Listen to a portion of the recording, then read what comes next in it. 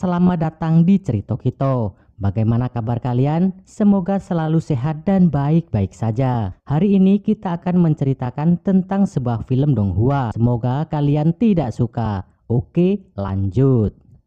Film ini menceritakan kisah seorang pemuda yang lahir tanpa nadi spiritual. Ia pun bertekad untuk menemukan obat yang bisa membangkitkan nadi spiritualnya. Dalam perjalanan itu, ia secara tidak sengaja menyelamatkan dua wanita, itu seorang dewi dan seorang iblis. Di awal diperlihatkan di atas awan tampak terjadi pengejaran yang dilakukan oleh beberapa orang terhadap dua gadis cantik bernama Sumayo yang memakai baju merah dan Bayoyo yang memakai baju biru. Mereka dikejar karena tidak mau menyerahkan nadi roh spiritual yin dan yang mereka miliki. Pertarungan pun tidak dapat dihindari. Jika mereka tidak menyerahkan nadi tersebut, maka tidak akan pernah diampuni. Mereka berdua mencoba melakukan perlawanan, tetapi karena lawannya terlalu banyak, mereka tidak punya pilihan selain melarikan diri. Ketika mereka hendak kabur, tiba-tiba muncul sosok makhluk besar yang menghalangi dan menekan mereka berdua. Kedua gadis itu pun membakar vitalitas mereka dan menggabungkannya demi bisa melawan makhluk besar tersebut. Serangan itu membuat banyak orang menjadi korban. Terlihat kedua gadis itu terpental dan mengalami luka parah, hingga akhirnya mereka jatuh ke alam bawah. Makhluk besar itu pun memerintahkan bawahannya untuk mencari mereka. Scene pun berpindah, kita diperlihatkan seorang pemuda berusia sekitar 16 tahun bernama Shen Xiang yang sedang menuruni tebing Xianmo. Tujuannya adalah mencari tanaman jamur neraka yang dirumorkan bisa membangkitkan nadi roh. Karena Shen Xiang tidak memiliki nadi roh, ia membutuhkan tanaman tersebut. Saat menuruni tebing, Shen Xiang terpleset. Untung saja ia selamat dengan menancapkan pedangnya ke dinding tebing. Ia kemudian melompati batu dan akar sampai ke bawah dengan selamat. Namun tempat itu tampaknya bukan tempat aman karena terlihat aura kuat serta begitu banyak tengkorak berserakan. Shen Xiang pun berjalan dengan penuh kewaspadaan. Akhirnya ia melihat seberkas cahaya dan yakin itu adalah jamur neraka yang selama ini ia cari. Saat ia hendak mendekat, tiba-tiba muncul binatang iblis menyerupai kadal yang langsung menyerangnya. Shen Xiang pun mencoba melawan, namun serangannya tidak berguna. Bahkan pedangnya hampir patah. Saat terpental, ia teringat semua penghinaan yang ia terima selama ini karena tidak memiliki nadi roh spiritual. Ia bahkan dikeluarkan dari klan dan jabatan ayahnya sebagai master klan hampir dicopot karena dirinya dianggap tidak pantas menjadi penerus. Shen Xiang sadar bahwa ia tidak boleh menyerah. Ia harus mendapatkan jamur neraka agar nadi spiritualnya tumbuh dan orang tuanya tidak dipermalukan lagi. Ia kemudian bertarung namun tetap tak mampu melawan binatang itu. Ia hanya mengandalkan semangatnya. Dengan rencana cerdas, ia memancing binatang itu hingga terjatuh ke dasar tebing yang lebih dalam. Shen Xiang segera mengambil jamur neraka itu, tetapi binatang iblis itu muncul lagi dan menyerangnya.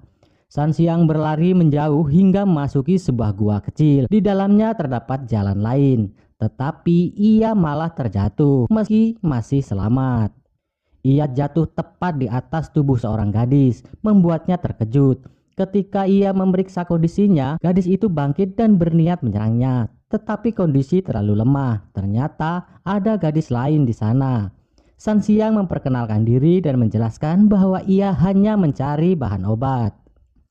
Kedua gadis itu pun memperkenalkan diri. Yang bergaun merah bernama Sumayo dan yang bergaun biru bernama Bayoyo. Shen Xiang bertanya dari mana mereka berasal. Namun Sumayo malah berpura-pura kesakitan. Ia sebenarnya mengincar jamur neraka di kantong Shen Xiang. Ia meminta Bayoyo ikut berpura-pura terluka parah. Akhirnya Shen Xiang memberikan jamur neraka itu. Sumayo langsung memberikannya kepada Bayoyo dan mencobanya juga. Namun tekanan energi jamur neraka terlalu kuat dan karena mereka sedang terluka parah, mereka tidak dapat menyerapnya. Bayoyo akhirnya pingsan. Tiba-tiba binatang iblis yang tadi muncul kembali. Meskipun ia sadar tidak bisa mengalahkannya, Shen Xiang tetap maju untuk melindungi kedua gadis itu. Berbagai serangan ia lakukan, namun binatang itu semakin marah. Shen Xiang pun menerima banyak luka. Melihat itu, Sumayo dan Bayoyo memutuskan memberikan nadi roh spiritual mereka kepada Shen Xiang lewat kontrak darah. energi besar mengalir ke tubuh Shen Xiang bersamaan dengan ingatan kedua gadis itu. Binatang iblis itu kembali menyerang, tetapi Shen Xiang yang kini sudah berubah dengan kekuatan jauh lebih besar mampu mengalahkannya dengan mudah. Scene berlanjut. Shen Xiang terbangun di rumahnya. Sumayo dan Baiyoyo muncul dan menjelaskan bahwa tidak ada yang melihat kehadiran mereka karena mereka kembali pada malam hari. Ketika diminta menggunakan energi internal, Shen Xiang terkejut mengetahui ia kini memiliki nadi roh spiritual. Mereka menjelaskan bahwa mereka berasal dari alam bela diri surgawi. Mereka meminta Shen Xiang merahasiakan semuanya. Sang Xiang berterima kasih dan berjanji akan membalas kebaikan mereka. Kedua gadis itu pun meminta izin untuk tinggal di tempat itu. Shen Xiang bingung, namun mereka menjelaskan bahwa nadi spiritual yang ia gunakan adalah milik mereka, jadi mereka harus bertanggung jawab. Tak lama mereka pergi mandi, membuat Shen Xiang salah tingkah. Benar saja, tak lama kemudian datang gadis bernama Xian, tunangan Shen Xiang. Ia curiga karena Shen Xiang lama membuka pintu. Ia bahkan membuka tirai kamar mandi, namun untungnya dua gadis tadi sudah pergi. Xian kemudian mengatakan bahwa ayahnya melarang ia menemui Shen Xiang karena hari ini ia akan dijodohkan dengan Tuan Muda Yao. Xian mengajak Shen Xiang kawin lari, namun ayah Xian datang dan langsung membawa Xian pergi. Shen Xiang menyusul ke rumah keluarga Xian. Di sana sudah ada Tuan Muda Yao. Ayah Xian meminta Xian menghormati Yao, namun Xian justru memilih mendekati Shen Xiang. Ayahnya memisahkan mereka, menyebut Shen Xiang sebagai sampah keluarga. Paman Shen Xiang yang bernama Shen Shiho muncul dan mengatakan bahwa 3 hari lagi ayah Shen Xiang akan kehilangan posisi Master Clan karena Shen Xiang tidak memiliki nadi roh spiritual. Ayah Shen Xiang hadir dan menegur Shen Shihon agar tidak ikut campur. Ayah Xian mengatakan membatalkan pertunangan karena Shen Xiang tidak memiliki nadi spiritual. Shen Xiang bertanya, jika aku memiliki nadi roh spiritual, apakah pertunangan ini tidak akan dibatalkan? Lalu Shen Xiang menunjukkan nadi roh spiritualnya. Semua orang terkejut. Yao menuduh bahwa itu adalah palsu. Shen Xiang pun menantang Yao bertarung. Mereka bertarung sengit. Shen Xiang mengeluarkan teknik api vermilion dengan api kuning menyala dan bayangan ponik raksasa. Yao menghalau dengan kipasnya, tetapi kipas itu terbakar.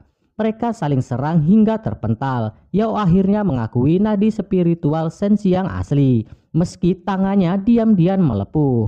Ayah Shen Xiang bertanya asal nadi itu, dan Shen Xiang menjawab bahwa itu berkat jamur neraka. Ayahnya mengatakan bahwa jika ada yang ingin merebut posisinya, maka ia harus menantang secara langsung. Di tempat lain, Yao marah dan tidak habis pikir dari mana Shen Xiang mendapatkan nadi spiritualnya.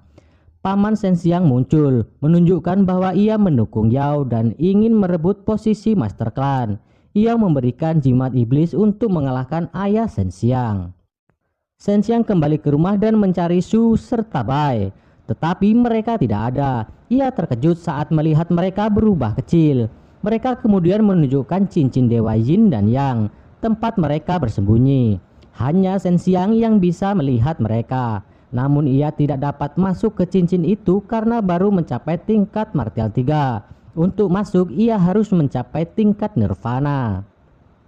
Nona Su mengingatkan Shen Xiang agar rajin berlatih hingga kontrak darah mereka selesai. Mereka juga berencana mengajari teknik Dewa 4 Elemen. Shen Xiang mencoba teknik pertama, kekuatan naga Azura, tetapi belum berhasil. Ia diminta terus berlatih.